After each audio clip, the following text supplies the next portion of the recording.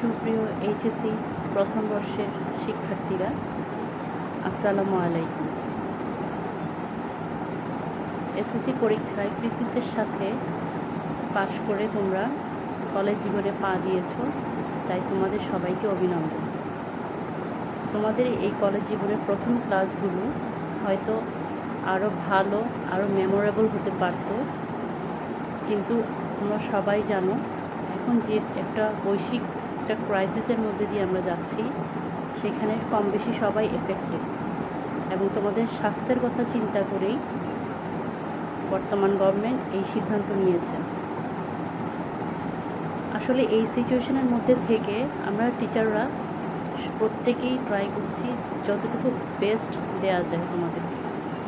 প্রত্যেকেরই কিছু না কিছু লিমিটেশনস আছে, এই লিমিটেশনসের মধ্যে থেকেই যেটা যতদূর দেওয়া সম্ভব আমরা অতটুকুই তোমাদেরকে দেওয়ার চেষ্টা করব। তোমাদেরকেও পেশেন্স রাখতে হবে। আমি আমার পরিচয়টা দিয়ে নিচ্ছি। প্রথমেই আমি নাইমা আলী, প্রভাষক, finance and banking department, Islamia বিশ্ববিদ্যালয় কলেজ, চট্টগ্রাম। আমি তোমাদের ফিনান্সের টিচার। মূলত আজকে যেহেতু ইন্ট্রোডাক্টরি ক্লাস, আমি খুব বেশি পড়াশোনার দিকে না যেয়ে কিছু ইনফরমেশান দেওয়ার চেষ্টা করবো, রিলেভেন্ট কিছু ইনফরমেশান তোমাদেরকে দেওয়ার চেষ্টা করছি। আমার সাবজেক্টটা হলো ফিনান্স অ্যান্ড ব্যাংকিং। এটা মূলত দুইটা পেপার। ফার্স্ট পার্ট যেটা, সেটা হচ্ছে টোটালি ম্যাথ বেসড, 90% ম্যাথ বলতে পারো। প্রথম দিকে দুটো চ্যাপ্টার বাদে আর পুরোটাই ম্যাথ। আর সেকেন্ড পার্ট যেটা, সেটা হচ্ছে তোমার ব্যাংকিং ও বিমা নিয়ে। আসলে ফার্স্ট ইয়ারে তোমাদেরকে দুটা বই কিনতে হবে। আমি বলবো দুটোটা পেপার কিনে ফেলার জন্য লাইব্রেরিতে যেয়ে, কারণ হচ্ছে ফার্স্ট ইয়ারে যে এক্সামটা তোমাদের নিব সেটা দুইটা পেপারের উপরেই নিব। সিলেবাসটা আমি তোমাদেরকে একটু পরে শেয়ার করে দিব। তোমাদের ফার্স্ট ইয়ারের সিলেবাসটা আমি ক্লিয়ার করে দিব। আর বইয়ের ব্যাপারে তোমাদের কোয়েশ্চেন থাকতে পারে যে ম্যাডাম কোন বইটা নিব। আসলে বইয়ের ব্যাপারে আমার স্পেসিফিক কোনো মেনশন করে দেওয়ার কিছু নেই। আসলে কম বেশি সব বই কাছাকাছি, তবে আমি কিছু নাম সাজেস্ট করে দিতে পারি। তোমাদের এর মধ্যে থেকে যেটা ভালো লাগে তোমরা তাই কিনবে। ফিনান্স প্রথম পত্র এবং দ্বিতীয় পত্র দুটার জন্যই খালিকুজ্জামান স্যারের যে বইটা আছে সেটা যমুনা পাবলিকেশনের। সে বইটাতে যথেষ্ট ডিটেলসভাবে লেখা আছে, বেশ ক্লিয়ার করা হয়েছে কনসেপ্টগুলো। এটা তোমরা নিতে পারো। আর যারা মনে করো যে না আমরা আসলে এত ডিটেলস পারবো না, এটা হার্ড মনে হয়, খালিকুজ্জামান স্যারের বইটা হার্ড মনে হচ্ছে, তোমরা ছোটোর মধ্যে বুঝায় লিখতে চাচ্ছ, সেক্ষেত্রে তোমরা রিগেল পাবলিকেশন, ডক্টর সালেজুল স্যারের যে রিগেল পাবলিকেশনের যে বইটা আছে তোমরা সেটাও নিতে পারো। এছাড়া বাজারে আরও অনেক রাইটারের বই আছে, তোমরা আসলে কয়েকটা বই মিলিয়ে দেখবে, যেটা তোমাদের কাছে কনভিনিয়েন্ট মনে হবে তোমরা সেই বইটাই নিতে পারো। এছাড়া ক্লাস লেকচার ফলো করবে। আর সৃজনশীলের জন্য আমি প্রত্যেক চ্যাপ্টার টপিকসগুলো পড়ানোর পর সৃজনশীল প্র্যাকটিস করাবো। এছাড়া তোমরা বই থেকে প্র্যাকটিস করবে অথবা গাইড বই নিয়ে নিতে পারো। টেস্ট পেপার, আগের টেস্ট পেপারগুলো থেকে পড়তে পারো। আর হচ্ছে তোমার নৈবিত্তিকের জন্য তোমরা পুরোটা রিডিং করবে, বই খুব ভালো করে কনসেপ্ট ক্লিয়ার করবে, অথবা তোমরা যখন সলিউশন করবে বা প্র্যাকটিস করবে তখন তোমরা টেস্ট পেপার কিংবা গাইড বইয়ের হেল্প নিয়ে করতে পারো। আসলে আমরা ফার্স্ট পেপারটাতে একটু জোর বেশি দিব, কারণ হচ্ছে ফার্স্ট পেপারটা হচ্ছে ম্যাথ বেসড, আর শুরুর দিকে ম্যাথগুলো না বুঝলে আসলে পরে কিছুই বোঝা যাবে না, যার জন্য তোমরা খুব কেয়ারফুল থাকবে। তো আজকে আসলে ইনফরমেশন যা দেওয়ার ছিল আমার ততটুকুই দিচ্ছি, আর সিলেবাসটা আমি শেয়ার করে দিচ্ছি তোমাদের সাথে। তোমরা চলো তাহলে এখন শুরু করা যাক ক্লাস। প্রথমেই আমি তোমাদের সাথে যেটা শেয়ার করবো সেটা হচ্ছে তোমাদের সিলেবাস। আসলে এইচএসসি ফার্স্ট ইয়ারে তোমাদেরকে দুইটা পরীক্ষার সম্মুখীন হতে হবে। একটা হচ্ছে অর্ধবার্ষিক পরীক্ষা, আর একটা হচ্ছে ফার্স্ট ইয়ার ফাইনাল পরীক্ষা। আসলে আমরা দুইটা পার্ট, ফিনান্স ফার্স্ট পার্ট এবং সেকেন্ড পার্ট দুইটাই একই সাথে পড়ব। মানে ফার্স্ট ইয়ারে আমাদেরকে দুটোই পরীক্ষা দিতে হবে, পড়াশোনা করতে হবে। আমি সাজেস্ট করবো তোমরা প্রথম পত্র এবং দ্বিতীয় পত্র দুটোটা বই তোমরা একসাথেই কিনে ফেলবে লাইব্রেরি থেকে। এবার আসো অর্ধবার্ষিক পরীক্ষায় আমাদের যেটা সিলেবাস সেটা হচ্ছে প্রথম পত্র থেকে থাকছে হচ্ছে 4টা অধ্যায়, অধ্যায় 1 থেকে অধ্যায় 4 পর্যন্ত।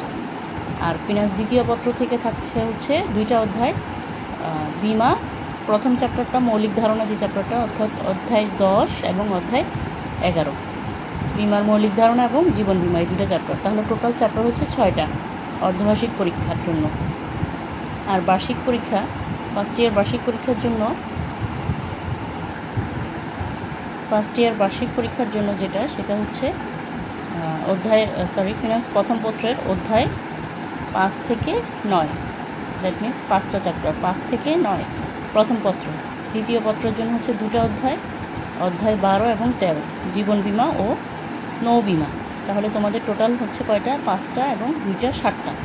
তাহলে প্রথম পরীক্ষাটার জন্য হচ্ছে, অর্ধবার্ষিক পরীক্ষার জন্য হচ্ছে তোমাদের 6টা, এবং বার্ষিক যেটা পরীক্ষা সেটার জন্য হচ্ছে 7টা। এবার আসো আমরা শুরু করি ফিনান্স প্রথম পত্রের প্রথম অধ্যায়টি দিয়ে। প্রথম অধ্যায়টির নাম হচ্ছে অর্থায়নের সূচনা। আমি প্রথমে তোমাদেরকে কিছু কোয়েশ্চেন দিয়ে দিচ্ছি, যে কোয়েশ্চেনগুলো শিখলে আশা করি মোটামুটি তোমরা সৃজনশীল কোয়েশ্চেনগুলো আনসার করতে পারবে।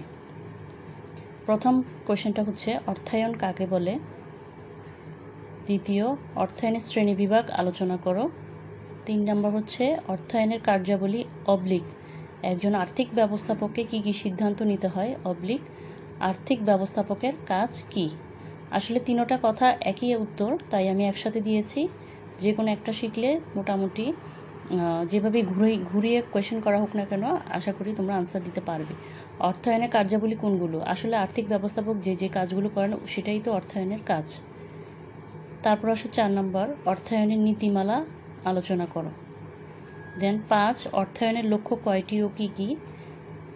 কোনটি একটি ব্যবসায় প্রতিষ্ঠানের চূড়ান্ত লক্ষ্য হওয়া উচিত বলে তুমি? প্রথমে যে টপিকসটা সেটা হচ্ছে অর্থায়ন বলতে আমরা আসলে কি বুঝি। অর্থায়নকে আসলে বিভিন্ন বইয়ে বিভিন্নভাবে সংজ্ঞায়িত করা হয়েছে। তোমরা তার মধ্যে থেকে 2-3টা যা ভালো লাগে তা শিখে নিতে পারো। এখানে নর্মালি আমি একটা সংজ্ঞা লিখে রেখেছি, আর অর্থায়ন বলতে আমরা যা বুঝি তাই আমি আসলে সহজ ভাষায় বুঝিয়ে দেওয়ার চেষ্টা করছি। অর্থায়ন বলতে অর্থ সংগ্রহ, ব্যবস্থাপনা, নিয়ন্ত্রণ, প্রাপ্য অর্থ পরিশোধের জন্য পরিকল্পনা ও সমন্বয় সাধন এবং বিনিয়োগকে বোঝায়। দেখো অর্থায়ন বলতে আসলে কি বোঝায়। সাপোজ ধরো একজন ব্যক্তি তিনি চিন্তা করলেন যে তিনি ব্যবসা করবেন বা বিনিয়োগ করবেন। তাহলে বিনিয়োগ করার তার অনেক সুযোগ আছে। তিনি কিভাবে বিনিয়োগ করবেন? তিনি কি ব্যাংকে টাকা জমা রেখে সেটা এক ধরনের বিনিয়োগ হতে পারে, নাকি তিনি শেয়ারে বিনিয়োগ করবেন, নাকি তিনি বন্ডে বিনিয়োগ করবেন, নাকি তিনি নিজেই কোনো ব্যবসা প্রতিষ্ঠান ওপেন করবেন। তাহলে এখানে একটা সিদ্ধান্তের প্রয়োজনীয়তা আছে। সাপোজ ধরো সিদ্ধান্ত নিলেন যে উনি একটা ব্যবসা দাঁড় করাবেন।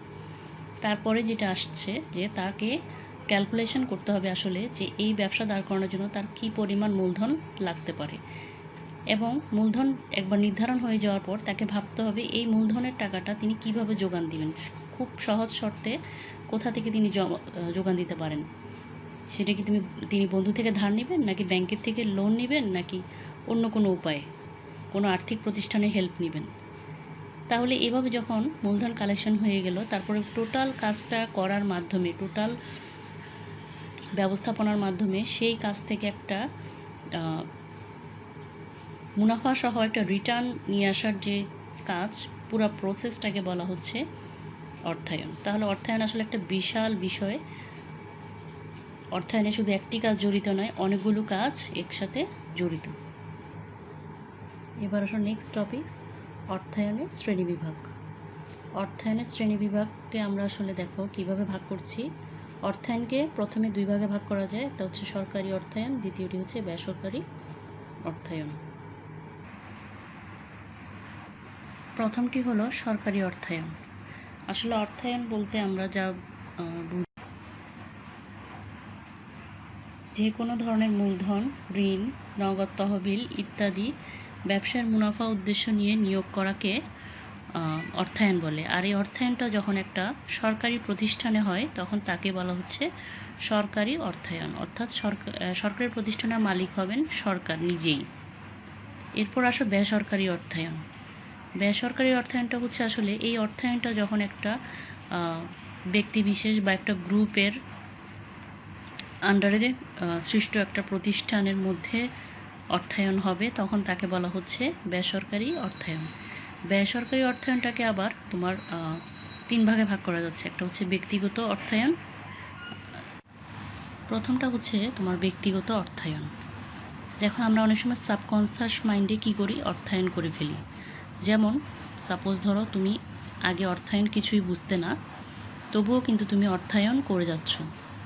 কিভাবে? সেটা হচ্ছে মনে করো তোমাকে কলেজে আসার জন্য তোমার বাবা বা মা কি দিচ্ছেন, পকেট মানি দিচ্ছেন।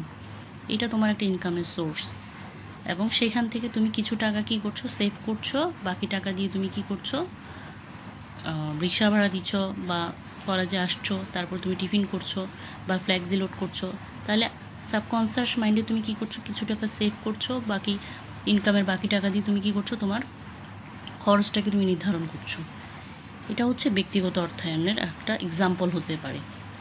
আরেকটা হচ্ছে ব্যবসায়ী অর্থায়ন। আসলে অর্থায়ন নিয়ে আমরা যে কথাবার্তাগুলো এতক্ষণ বললাম, যে পরিকল্পনা, ব্যবস্থাপনা, সেখান থেকে মুনাফা নিয়ন্ত্রণ এবং সেখান থেকে মুনাফা অর্জনের যে প্রক্রিয়াটা, সেটা আসলে ব্যবসায়ী অর্থায়ন। একটা ব্যবসা পরিবেশের আন্ডারে যখন অর্থায়ন হবে তখন তাকে বলা হচ্ছে ব্যবসায়ী অর্থায়ন। এরপর আসো অব্যবসায়ী অর্থায়ন। যেসব প্রতিষ্ঠানের মূল লক্ষ্য মুনাফা অর্জন নয়, বরং সমাজ কল্যাণ এবং সমাজ সেবা, সেই ধরনের প্রতিষ্ঠানগুলোকে বলা হয় অব্যবসায়ী প্রতিষ্ঠান। এই ধরনের প্রতিষ্ঠানও আসলে অর্থায়ন হয়ে থাকে। যেমন তারা কিছু ডোনেশন পেতে পারেন, তারা গভর্নমেন্ট থেকে কিছু ডোনেশন পেতে পারেন, ব্যক্তিগতভাবে কিছু ডোনেশন কালেক্ট করতে পারেন। সেগুলো হচ্ছেন তাদের ইনকামের সোর্স, এবং তাদের রেগুলার যে যাবতীয় খরচগুলো আছে সেগুলো হচ্ছে তাদের এক্সপেন্ডিচার। তার মধ্যে থেকে তারা কিছু সঞ্চয়ও করতে পারেন, যেগুলো দিয়ে তাদের ভবিষ্যৎ কোনো সম্প্রসারণের প্রকল্প থাকতে পারে, চিন্তাভাবনা থাকতে পারে। তাহলে দেখা যাচ্ছে অব্যবসায়ী প্রতিষ্ঠানেও আসলে অর্থায়ন হচ্ছে। তাহলে আজকে এ পর্যন্ত। প্রথম ক্লাস হিসেবে আমি তোমাদেরকে আজকে খুব বেশি পড়াবো না। আজকে এই দুটো টপিকস পড়ালাম, অর্থায়ন কাকে বলে এবং অর্থায়নের শ্রেণীবিভাগ বলতে আমরা কী বুঝি। এই দুটো কোয়েশ্চেন আমরা খুব ভালো করে পড়ব, এবং সৃজনশীল প্রশ্ন আসলে যেন আমরা আনসার করতে পারি, আমরা সেভাবেই প্রিপারেশন নিব। নেক্সট ক্লাসে আমি সামনে যে কোয়েশ্চেনগুলো দিয়ে রেখেছি সেগুলো নিয়ে আলোচনা করব। আজকের মতো বিদায়। তোমরা সবাই সুস্থ থাকবে, ভালো থাকবে। আল্লাহ হাফিজ।